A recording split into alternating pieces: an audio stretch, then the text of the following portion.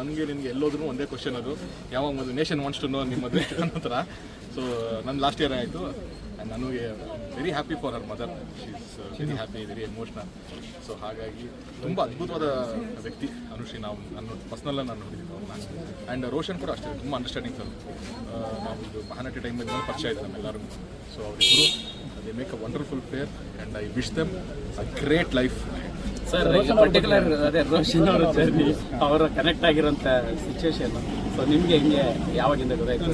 ನಮಗೆ I think ನಾವು last ಇಯರೇ ನಮ್ಗೆ ಗೊತ್ತಿತ್ತು. ಲಾಸ್ಟ್ ಇಯರ್ನ ಹೇಳಿದ ಅಂದರೆ ದೇರ್ ಆಲ್ ಕಾಮನ್ ಫ್ರೆಂಡ್ಸ್ ಮುಖಾಂತರ ಎಲ್ಲ ಪರಿಚಯ ಆಗಿರೋದು.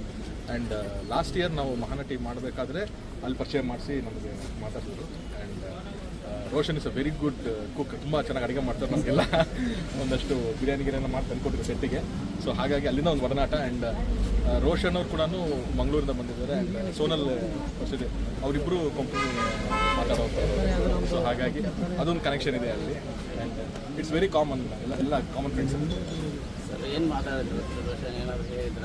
ಅಂದರೆ ಈಗ ಇಂಡಸ್ಟ್ರಿ ಅವ್ರ ಪರಿಚಯ ಆಯ್ತು ಅವ್ರಿಗೆ? ಇಲ್ಲ, ಅವರ ಬ್ಯಾಕ್ಗ್ರೌಂಡ್ ಇಲ್ಲ.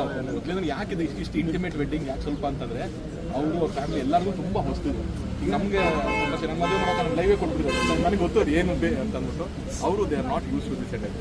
ಹಾಗಾಗಿ ಸ್ವಲ್ಪ ಇಟ್ಸ್ ನಾಟ್ ದಟ್ ಮೀಡಿಯಾದ ರೋಷನ್ ಅವರ ಜರ್ನಿ ಅಂದರೆ ಅವರು ಕನೆಕ್ಟ್ ಆಗಿದ್ದಾಗ ಇಂಡಸ್ಟ್ರಿ ಪರ್ಸನ್ಗೆ ಅಂತ. ಅದೇ ಅಂದರೆ ಇದು ಏನು ಮಾಡ್ತಾ ಇದ್ರು ಅಂತ ಅವ್ರು ಬಿಸ್ನೆಸ್ ಅಲ್ಲ, ಕಾಮನ್ ಫ್ರೆಂಡ್ಸ್, ತುಂಬ ಕಾಮನ್ ಫ್ರೆಂಡ್ಸ್ ಮುಖಾಂತರ ಅವರೂ ಪರಿಚಯ ಆಗಿತ್ತು. ಆ್ಯಂಡ್ ಅವರು ಗ್ರ್ಯಾಜುವಲಿ ಅರ್ಥ ಆಗ್ತಿದ್ದಾರೆ, ಅರ್ಥ ಮಾಡ್ಕೊತಿದ್ದಾರೆ. So will get to know things.